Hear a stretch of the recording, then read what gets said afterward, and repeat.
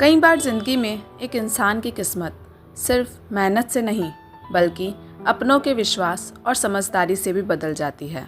ऐसी ही प्रेरक कहानी आज मैं आपको सुनाती हूँ। एक दिन एक बच्चा स्कूल से घर लौटा।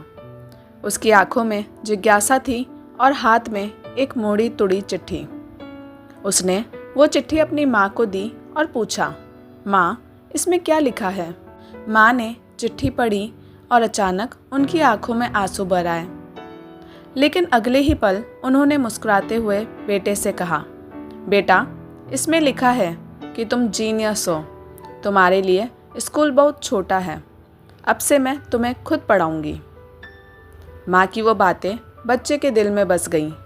उसने पढ़ाई शुरू की, सवाल पूछे, नई चीज़ें समझी और अपनी कल्पना को उड़ान दी।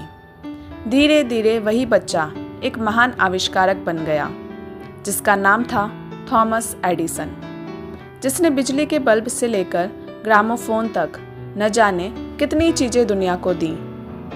सालों बाद जब एडिसन सफल हो चुके थे, एक दिन उन्हें वही पुरानी चिट्ठी मिली।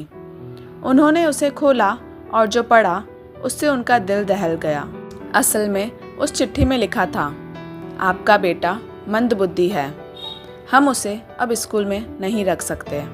उस दिन एडिसन को एहसास हुआ कि उनकी माँ का विश्वास ही असली जादू था। अगर माँ ने उस दिन हार मान ली होती तो शायद दुनिया को थॉमस एडिसन नहीं मिलता। माँ का यह झूठ एक साधारण माँ का नहीं बल्कि एक दूरदर्शी और समझदार माँ का फैसला था। उन्होंने हालात से हार मानने के बजाय अपने बेटे में छुपे हुनर को पहचाना और उसे सही दिशा दी। माँ की ममता और विवेक ने एडिसन के भीतर ऐसा आत्मविश्वास भरा कि आगे चलकर वही बच्चा दुनिया का एक महान वैज्ञानिक बना।